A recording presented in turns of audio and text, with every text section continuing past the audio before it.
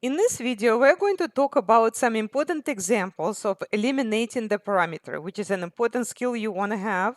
Okay, so when we say eliminate the parameter, this means we want to express y in terms of x directly, or maybe x in terms of y. It doesn't matter, it depends on the situation, but we do not want to have t anymore.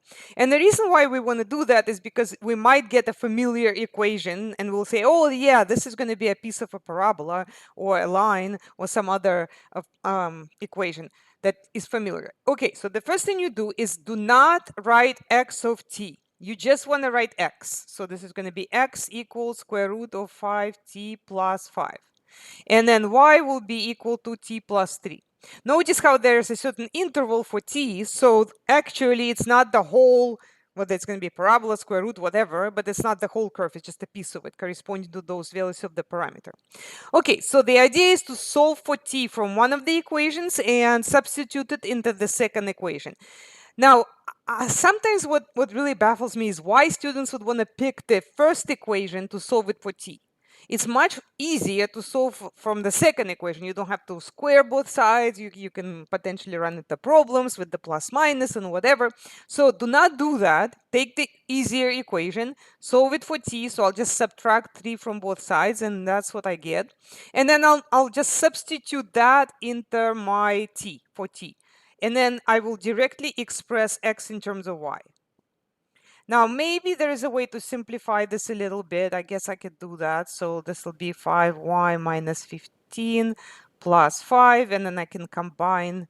So this would be 5y minus 10. Now, they should actually include an interval because this is not just the square root. It's square root for some certain values, okay? So it's not going to be the whole thing. So what you want to do is think about, okay, if t changes between -1 and 6, how does y change? So if you think about this equation, so if if t equals -1, that will give you 2. So 2 would be the value. And if t equals 6, you would have 9. So this is like not the whole square root, but just this. They're not asking us to do that, though. Okay, so let's just type that. And let's check that.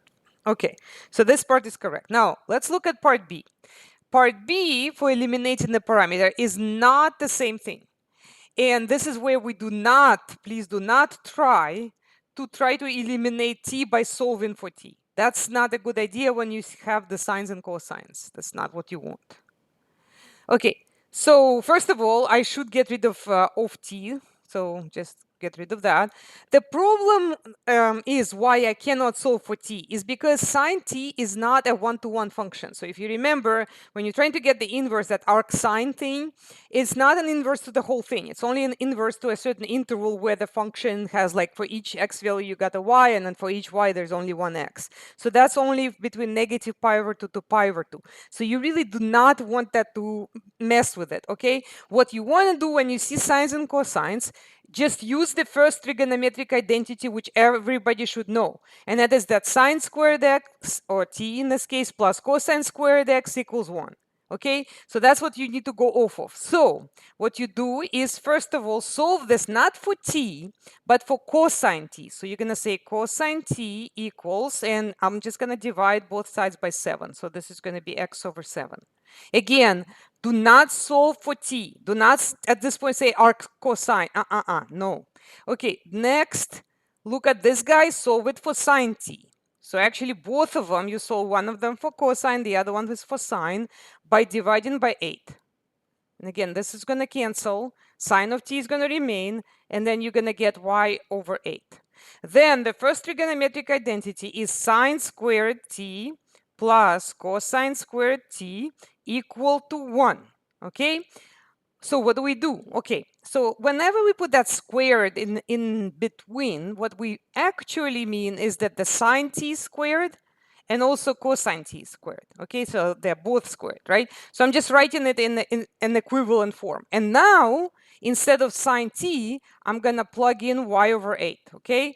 And then instead of cosine t, I'm going to plug in x over 7. And there's no trigonometric functions left, okay? So instead of sine, y divided by 8 squared instead of cosine, x divided by 7 squared equals 1. And then you're supposed to distribute the squared. So it's going to be y squared divided by 8 squared plus x squared divided by 7 squared equal 1. Now you can convert this to 64 or 49, but you really don't have to. And you should be able to recognize that that's actually an ellipse. This is a standard equation for an ellipse. And it's going to have like 7 minus 7, the x-intercept, and negative 8, 8 would be the y-intercept. Okay, so this is an ellipse. So it's helpful to see it this way, right? So, okay, so let's just type this. Okay, that's an ellipse. Let's submit. Okay, now the last example is the trickiest one. Okay, so this one is the trickiest one. Here we have x equals e to the negative t, and then y equals e to the 8t minus 5. Okay, so I'm trying to solve this for t. How am I going to do that? So first take the easier equation. So x equals e to the negative t.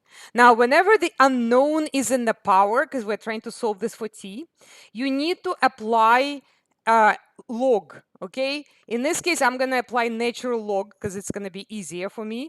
And generally applying the log, what will happen is like if you insert log here, because of the rules of the logs, the power jumps to the front and the negative t is not going to be in the power anymore. So we're going to get ln of x equals negative t, and then natural log of e, if hopefully you know this, but if you don't, just use a calculator. Like what power do you raise e to get e? Well, 1. So what I got now is ln of x equals negative t, which then t equals negative ln of x. Okay, so once we solve this for t, we're going to plug it into the second equation. So it's a lot of rules that you need to know, rules of the exponents, the logs, and so on. So we're plugging this in. Okay, but we're not done because we need to simplify this. Okay, so how do we simplify this? So first of all, when there is a power raised to another power, so it's 8 and then it's further raised to into natural log of x, the powers get multiplied. So this is really negative 8 natural log of x. Okay, now there is a way to simplify this expression. How do we do that? Okay, so what I will do is actually I'm going to first raise it to the power natural log of x, and then I will raise it to the power negative 8. So it's going to be the same thing, right? You just multiply them. Okay, but what is this guy? What is e ln of x? So whenever it's exponential first and then natural log, remember they're inverses of each other, so they actually undo each other's action. So this is going to be x. So this is x to the power negative 8 minus 5. So this is a tricky one. Oh my gosh. All right, so we've got y equals, I can also rewrite the negative power by placing x to the 8 on the bottom.